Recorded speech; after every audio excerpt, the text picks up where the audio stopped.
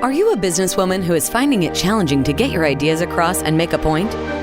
Welcome to Speakers Who Get Results with Elizabeth Bachman, a podcast dedicated to helping women get the visibility they want, whether making a speech or talking in a meeting. Every week, get valuable lessons from Elizabeth or learn from her roundtable conversations with experts and speakers on how to make a difference, not just a point. On to the show with your host, Elizabeth Bachman. Hello and welcome to Speakers Who Get Results and Facebook Live. We're recording today live on Facebook. This will be a Speakers Who Get Results podcast. And I'm Elizabeth Bachman. Very glad to have you. I'm International Opera Director and Presentation Skills Trainer. Today, we are going to be talking about customizing comedy for your clients with the amazing, brilliant Heather Rogers. Heather, yay. I'm so happy to have you. I'm so mad I got her. It's like, yes, I'm so glad I managed to snag her because she's very much in demand. Before we start, I'd like to invite you to go right now to our speaker quiz, which is www.speakforresultsquiz.com. That's speakforresultsquiz.com. You can pull out your phone or open a new tab, whatever. It takes about 3 minutes. And that's where you can see where your presenting skills are great and where maybe you could use a little support, because we're going to be talking about customizing comedy for your clients when you are the presenter. And that works whether you are in a meeting, presenting in a meeting, when you're presenting at a conference, or when you are standing on stage promoting your company. So let me tell you a little bit more about Heather Rogers. Heather has delivered programs for the award-winning cybersecurity organization Acalvio. She's at RSA, Oracle Open World, the UC Systems Statewide Cybersecurity Summit. She's also customized programs for high-tech companies such as Genentech, Applied Materials, Synopsys, Google, and the world's largest platform for trading Bitcoin, BitMax. So Bitcoin and other things.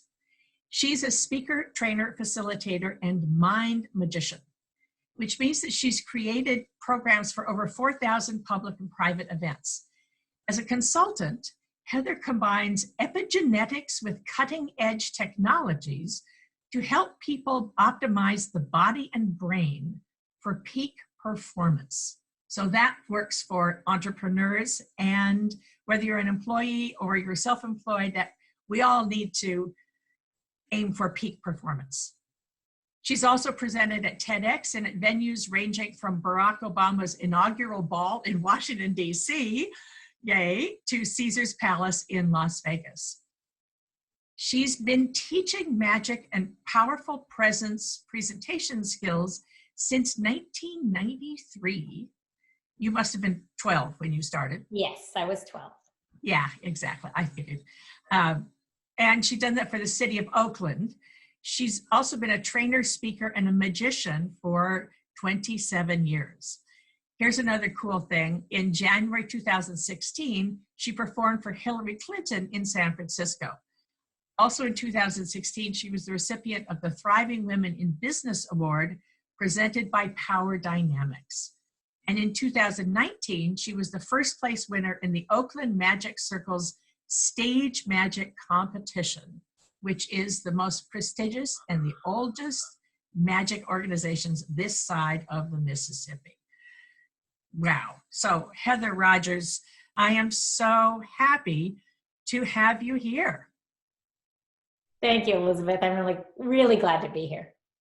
Yeah, yes. So now I can expand you because I expand you so I can really see you.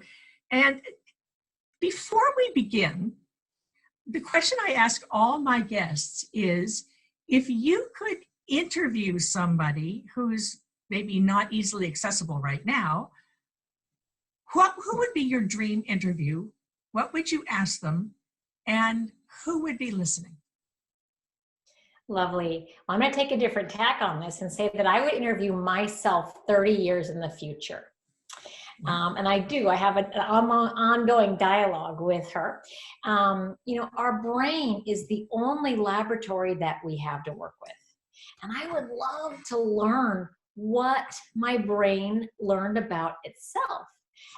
And more importantly, how successful I was in deconditioning patterns that came from being socialized in this culture and on this earth at this time. And I'd specifically be fascinated with the data, because we are getting ever more sophisticated information technologies using biometric devices. Data is being gathered at an astronomical rate right now. And I just think that's a wealth of information. It's amazing how wealthy we are, but the most wealthy device we have is a 3-pound piece of meat between our ears. And some might say it even exists at a time, because time is a construct of the mind. So it's a very interesting conversation. So I'd be asking that of the mind and be listening very carefully for its answers. So your future self, in my future self, I'm going to be 30 years from now, I'm going to be over 90. So goodness, I wonder if I'll still have the brains to answer. We're living longer. In my coaching sessions, I take people on that journey, and they meet their subconscious, they meet their future self, and I go through the subconscious mind. What were you going to say? I love it. I love it, because that's great. That's actually means that I'm going to be around 30 years from now. So yay, hooray. How did you get started with magic? I started late in magic, relatively late, my late 20s, actually. Don't do any math, please. But I went to magic lectures. I ran away with the circus, actually, before I started in magic, the San Francisco's Pickle Family Circus. I know we have some people on here who were in the circus with me. It was a one-ring, no-animal circus, very hip scene. And I saw a level of discipline that was really powerful. And so I absorbed that. And then I became a freelance theater tech in San Francisco for 7 years. So I became a DIY gal. I got my Makita in the closet, I could do and that really contributed to my prop creation.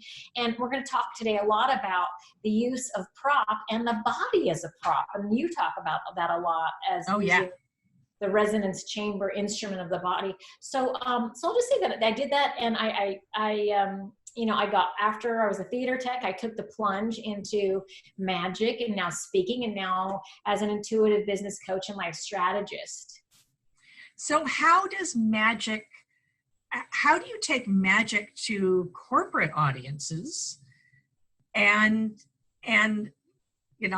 where people are saying, I don't know, intuitive coach and life strategist, I don't know, that's not very business-like. How did you convert the skills of being an entertainer into business? I'm asking because this is what I did. I just took my entertaining skills. And so I'm always interested to see how other people, how did you make the shift? Well, how did you have the nerve to make the shift, actually? Yeah, I get the nerve. Yes. I love that about you, Elizabeth, coming from opera. I mean, there's such a elaborate, history there of just the costumes and it's amazing. So knowing that you came from that is so interesting that now you're bringing those sensibilities to the boardroom. So for me, I failed fast. I did a lot of shows and I do a lot of shows. I wasn't afraid to do them, and I do them all that I can. And I have, I study in Vegas. I've been studying for 20 years in Las Vegas. I'm always studying. And we talk about magic 24/7. And so speaking 24/7, every moment is a speaking opportunity, a service opportunity. And so when I understood that, I understood that, I have programs Turning the Workplace into the Miracle Zone, and people in cubicles and in corporate situations are dying for the humanity, the feeling, the surprise, the trickster.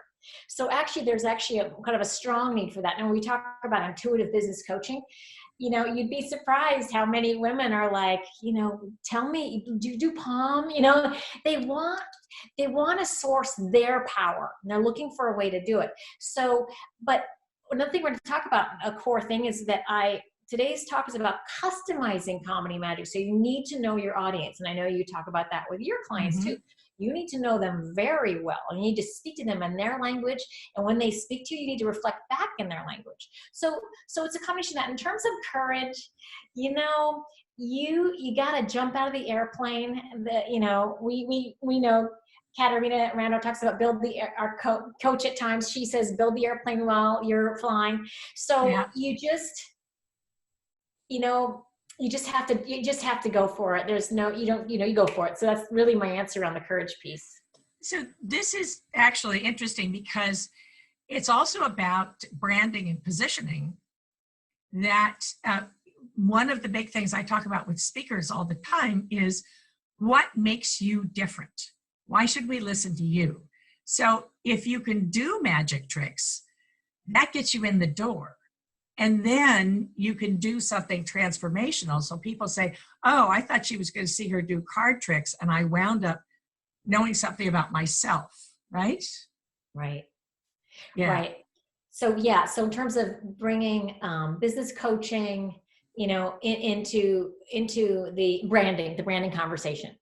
And, it's funny, the people who say, oh, I hate branding. It's like, I used to say I hate sales until I understood that sales is about service. It's about meeting where they are, loving them up, in that way, and giving them what they really need and want, because people buy what they want. So I understand that branding is about your authentic power. And so when I work with my clients, this is one of my quirky superpowers, is I can look deep into them and I can see, I'm actually sometimes bowled over by the magnificence. So my job is to remind them of their magnificence. And we start with we spend a lot of time on core values, authenticity, and their purpose. I have a 32-page ebook called The Life Plan Toolkit that dives really deep into values. So yes, the Life Plan Toolkit is a really powerful way it's a diagnostic. When I offer my 4-week virtual program, we go through that. And it's one of the ways that people really codify and they dig deep into their identity and refine and define their superpowers and magic gifts. And I want to go very deep with them so that they can, because, media and society often doesn't give room for that. And so we need a space for that. And then what I do is we create a taking their mission to fruition goal campaign. So I'll say that again, taking their mission to fruition, take your mission to fruition. And that's the campaign. And in our programs, we set those solid goals and we help them produce them. So this is, I love this. I love hearing that your mission in life, which then helps you decide where you're going to go and how to do it. I know that was one of the things I had to deal with when I was changing from opera to business presentation. Is I thought, well, my mission used to be creating great scenic experiences and teaching singers how to act and so forth. And then I thought, well, it's all about communication. So if I redefine my mission outside the opera business and say, it's all about communication and using the skills that I learned for 30 years in professional show business, I love that idea of taking what your mission is, and then how does that apply to where you are and what you're doing. And gives you a reason to get up and go out the door every morning. Yes. Let's talk a little bit about the 6 steps to creating customized comedy for your clients, because I always envy the people who are really funny, and I know that they practice. I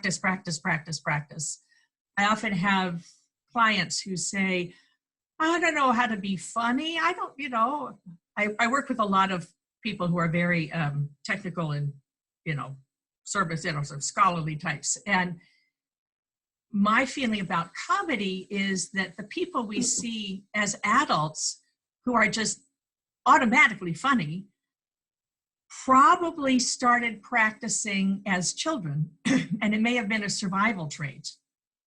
So comedy is something that can be learned, and it has to be authentic, right? Yes. Yeah. Right. So how do you approach it?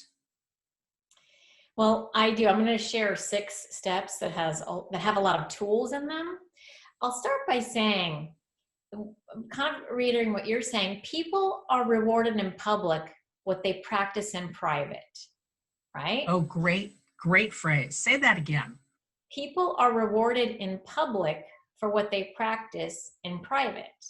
And I think of that a lot because I spend a lot of hours in the morning time, running my level of skills.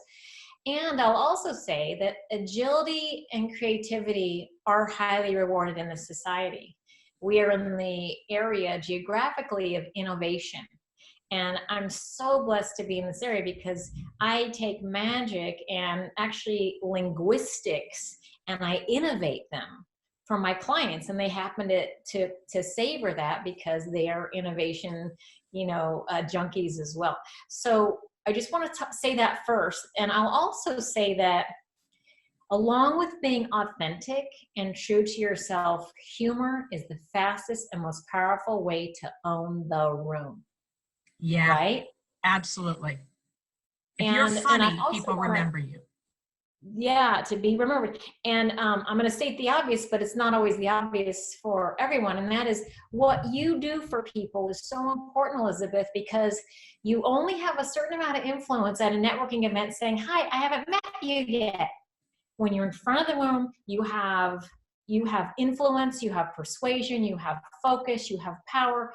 That's why what you're doing for people, helping them align with their power is really powerful. So here we are. And so I'm going to talk about the 6 steps and we'll do it as a case study for an organization called BitMEX. They're the world's largest Bitcoin trading platform.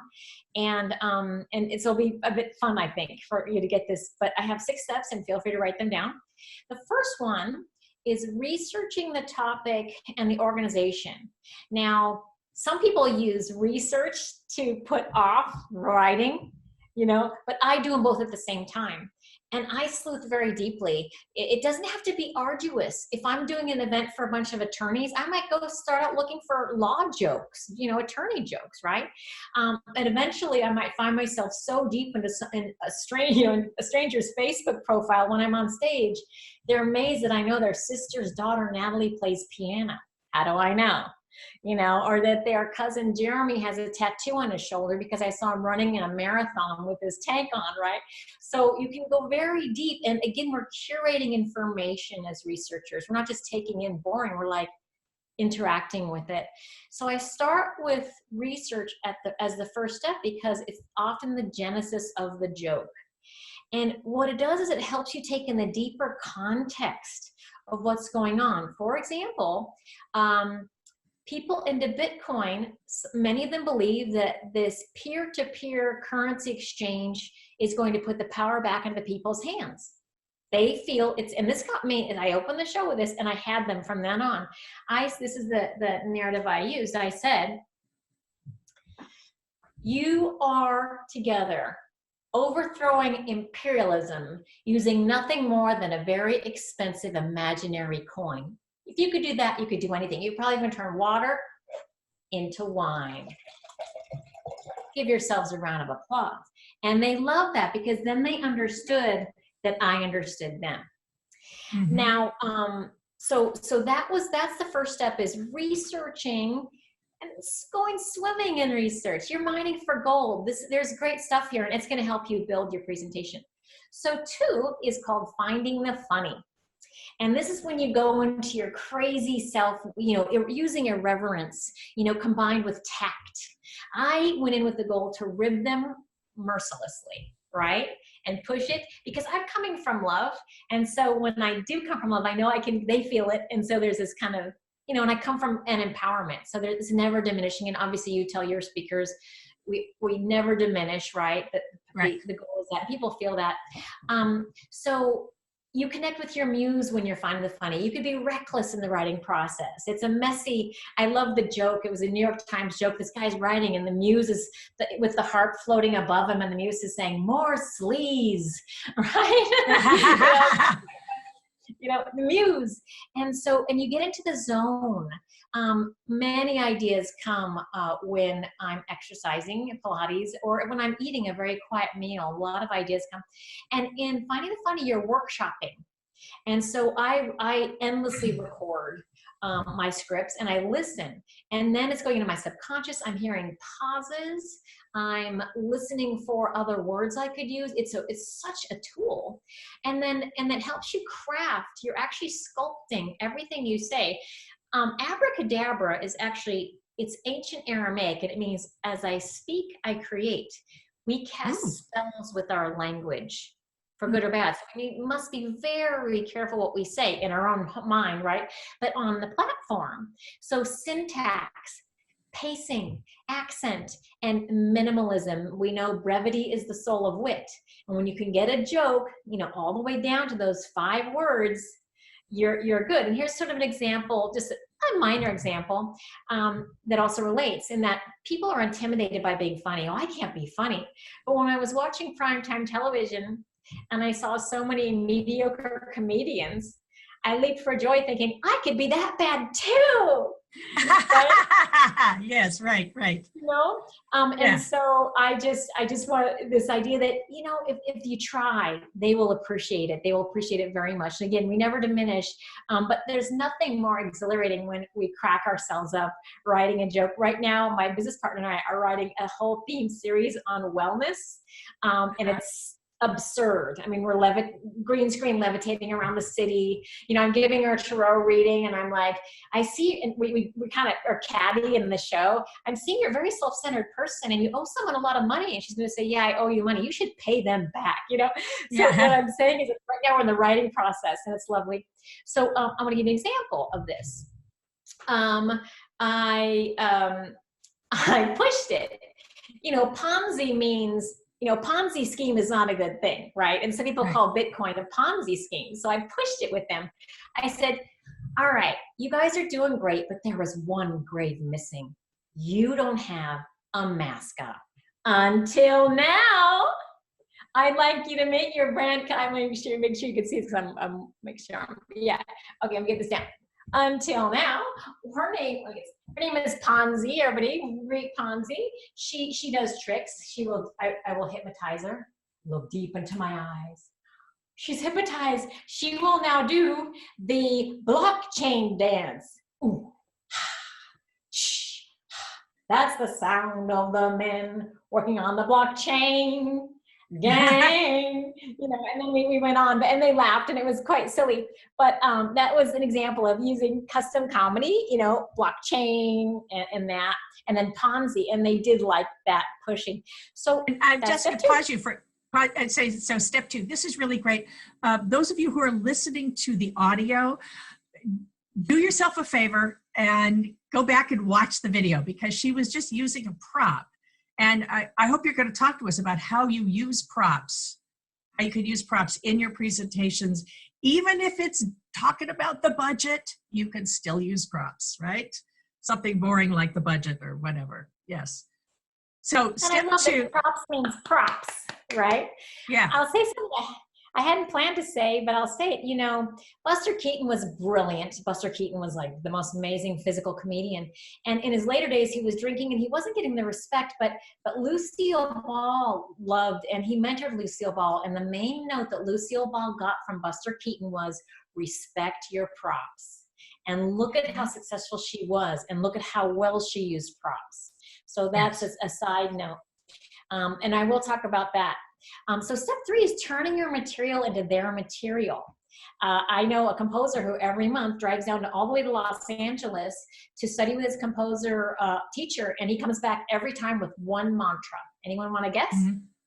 What might a composition teacher tell you again and again? Trust your material. Trust your muse. You're the only person, Elizabeth, who has got that right. He says use your material. So not just trust, but you got very good. Thank you. use your material. And so what you want to do is you want to honor what you have and have a written inventory of what you've got. I have a list of all of my effects. I have a list of ideas. And when you bring your inventory and you pair that with the organization, the culture, and the theme, you're going to have a winning formula, or at least a big leg up. Now, there are two ways to approach material. One is to study the organization like an actor.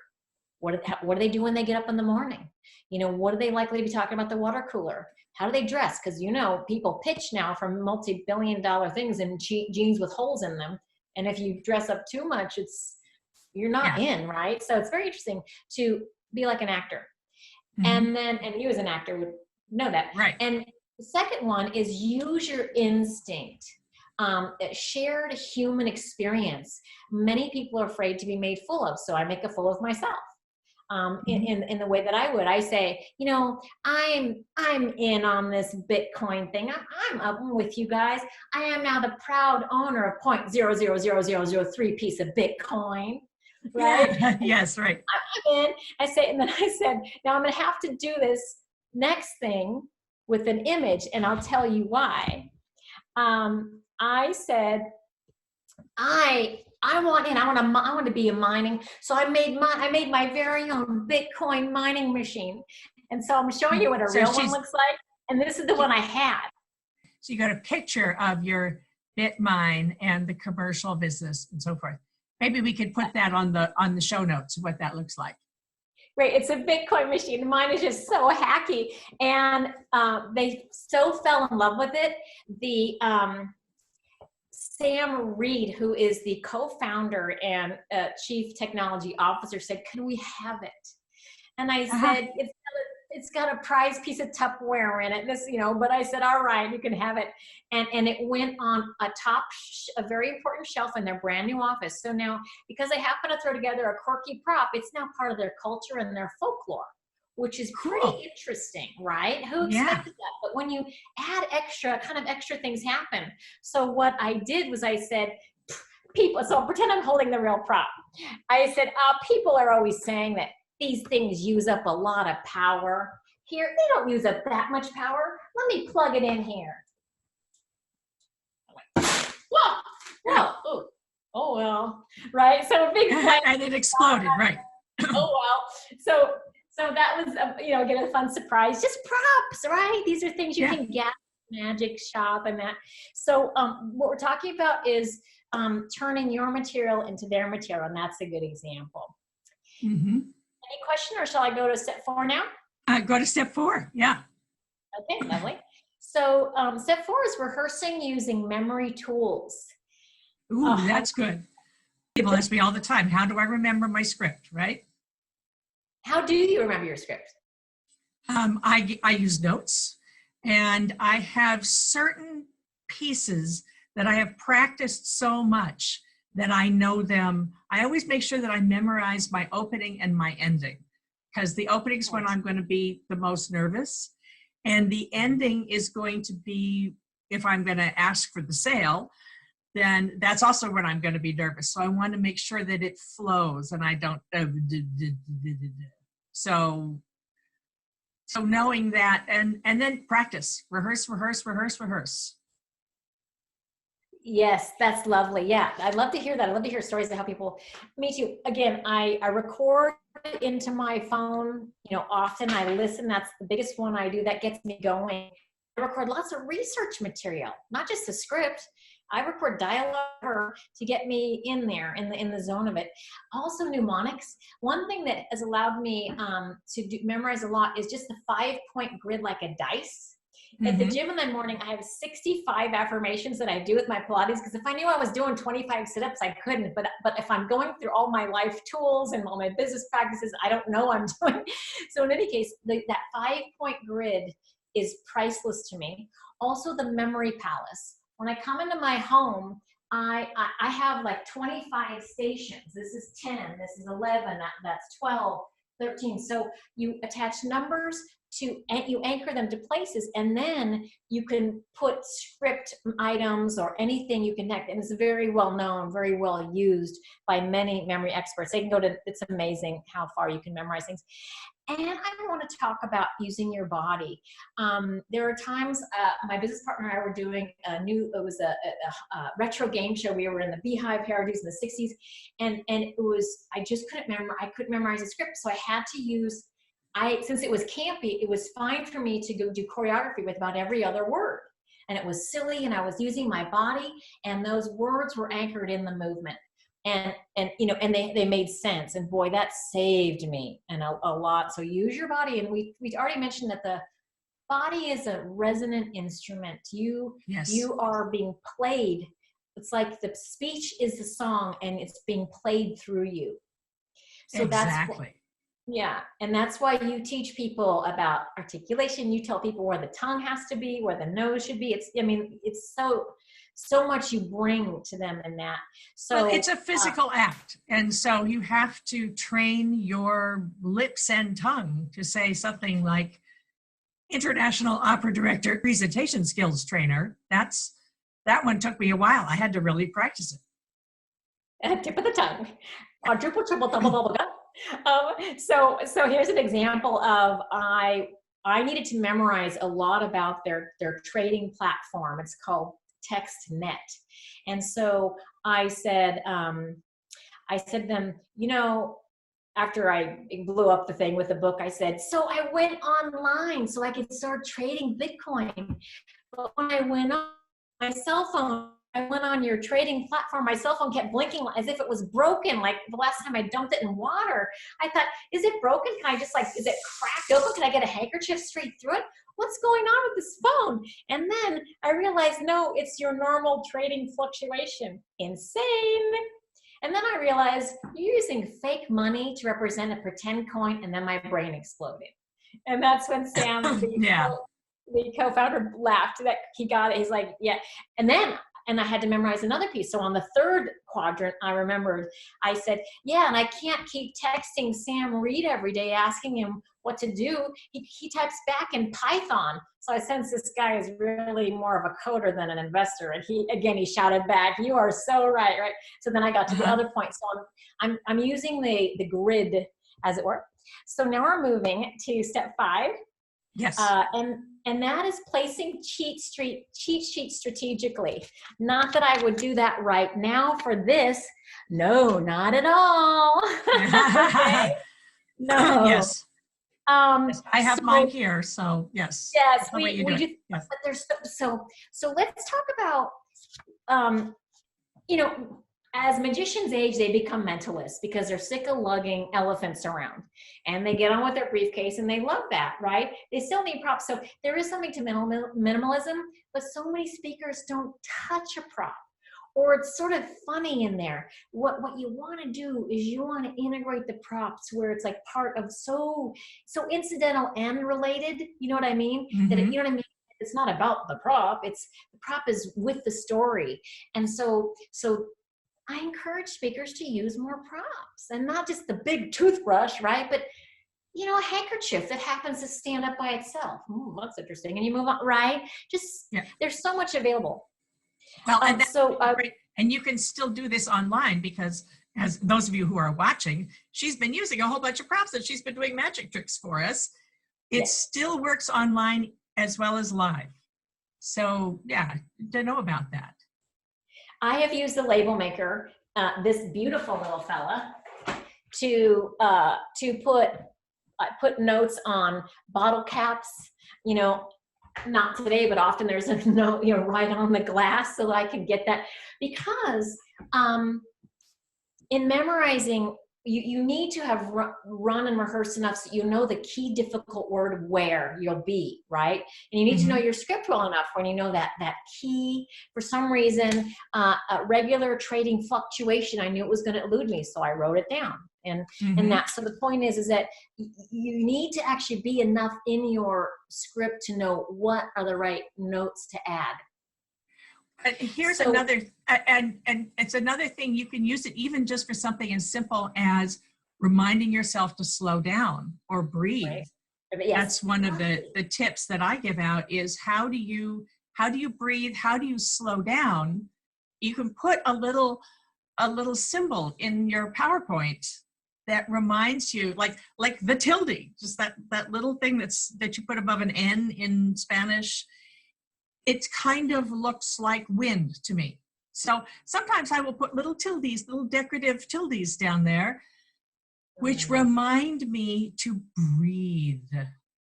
Things like that, or ways to remember to smile. Things like, so it's not just if you're doing magic. Right. Yes. That's brilliant. Thank you for that. That's $1 million tip, everybody. I want to give you an example of in magic, sometimes we hide things in plain sight.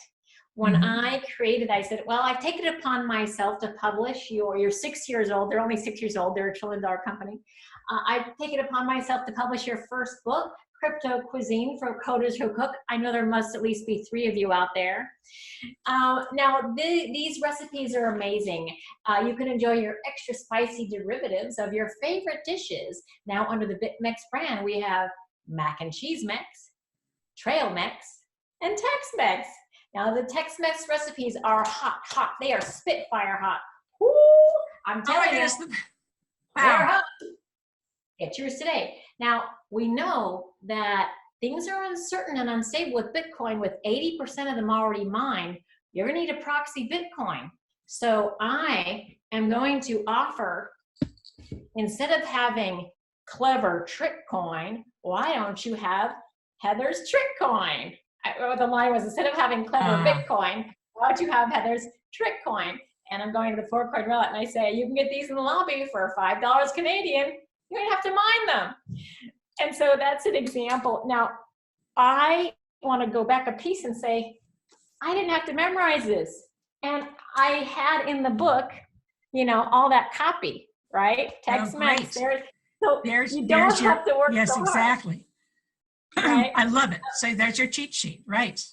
It's right there, right? So you can hide things in plain sight, which is quite funny. If you have a volunteer, slap on their back your notes and say, you'd have fun with them. So that's number 5, placing cheat notes strategically. And 6, the last step is taking the leap and having a great time. Yes. The secret to being truly entertaining, as you know, is just having a really great time out there, because joy and exuberance will be felt and it will be contagious. Often on the phone in sales conversations, people say, wow, you're really enthusiastic. I think I'm in, because I'm just I love it so much. So that's one piece. And also, if you are terrified, if you'd rather be in a dentist chair than speaking, Elizabeth can teach you things to do. But understand, if you're in an away state, they're going to be in an away state. And that it lessens you. Say that again. What do you mean, an away state? Yes, away state. I think it would be valuable because we want to give a lot of tools today. David Rock, he talks about mind in the workplace, and he has a SCARF acronym. And there are 5 domains that either create a toward or an away state with people. And this is good for team leaders. And SCARF, so status, certainty, autonomy, relatedness, and fairness.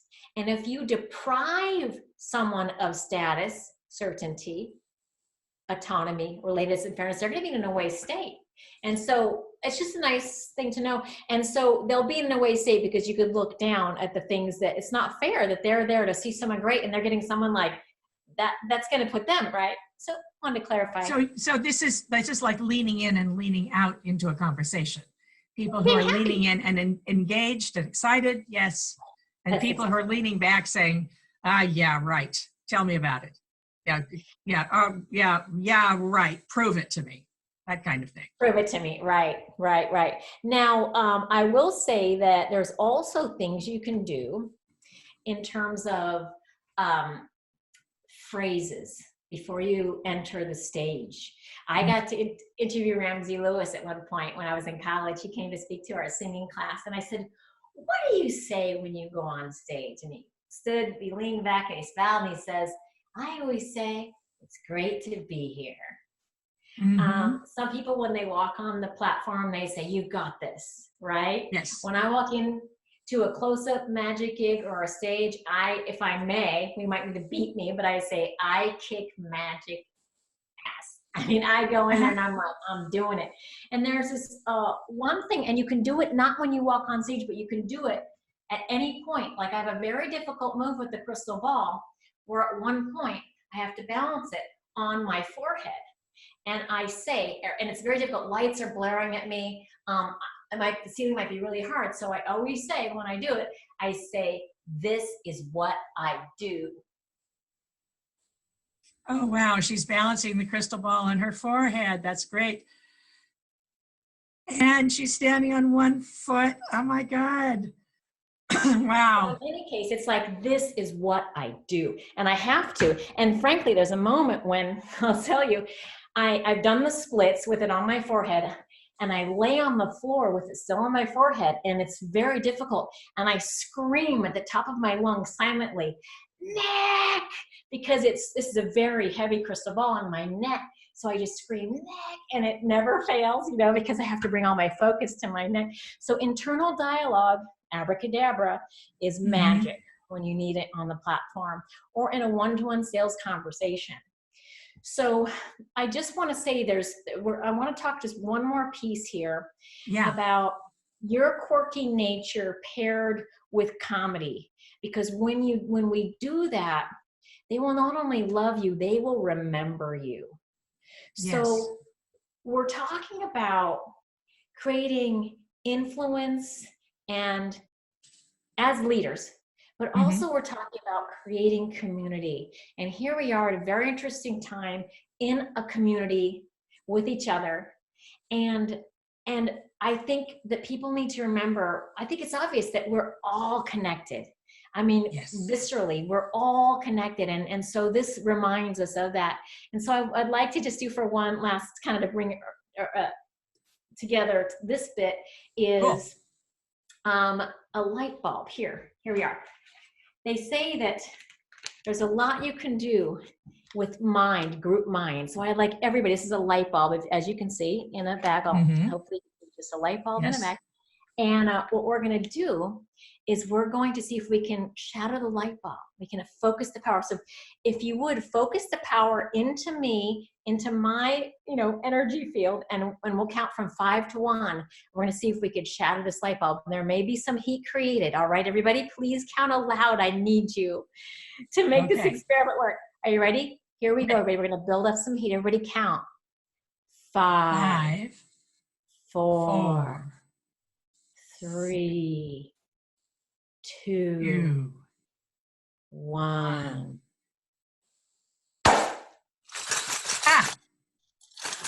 That shattered. Fabulous. We shattered the light bulb. Yay. We shattered the light bulb together. It shows the power of the heat.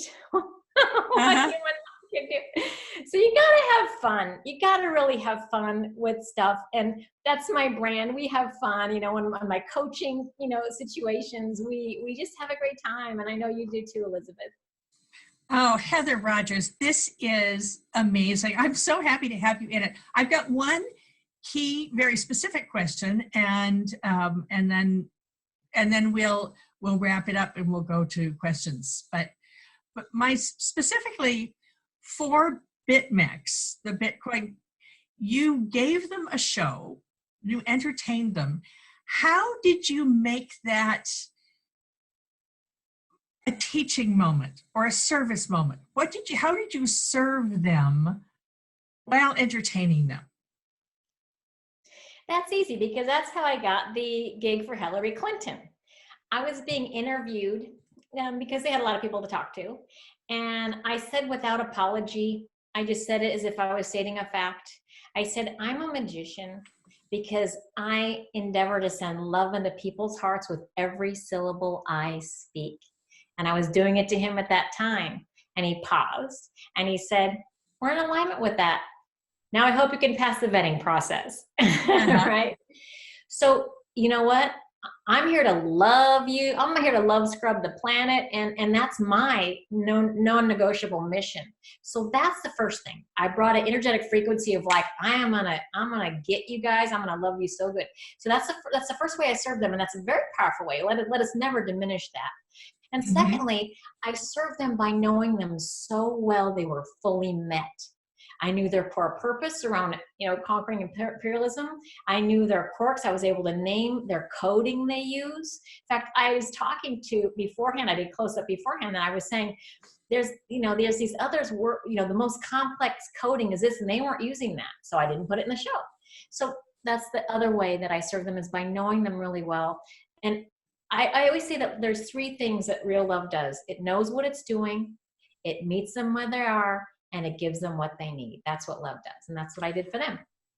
So what result did you want to get from this presentation, this show?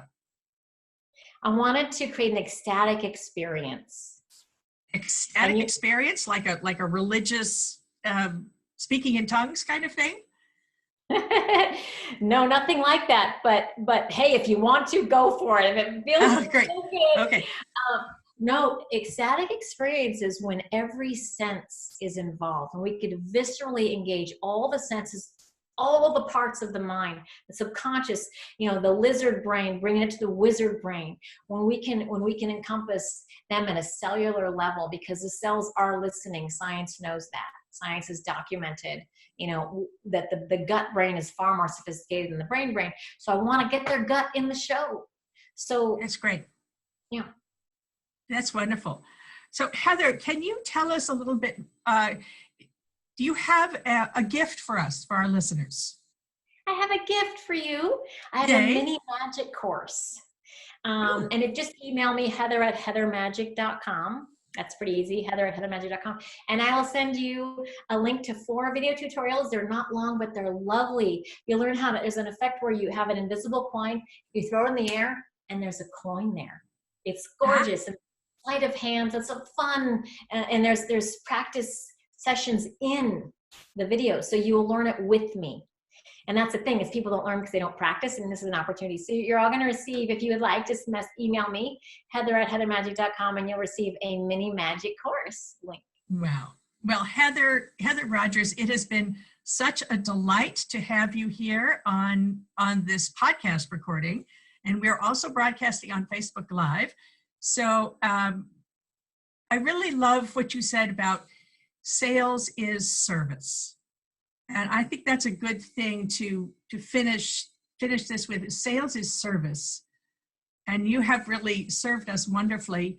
You can learn more about Heather at heather@heathermagic.com. You can send her email, or you can just look her up on heathermagic.com. And to remind you, if you want to know how your presentation skills are great and where you might need a little assistance, you could take our 3-minute assessment at www.speakforresultsquiz.com. That's speakforresultsquiz.com. This has been Elizabeth Bachman, and I'll see you on the next one. We have just concluded another great episode of Speakers Who Get Results with your host, Elizabeth Bachman. If you got value from today's episode, please feel free to share us with your friends and colleagues. You may also visit elizabethbachman.com for additional resources. Be sure to tune in every week for new episodes, and thanks for tuning in.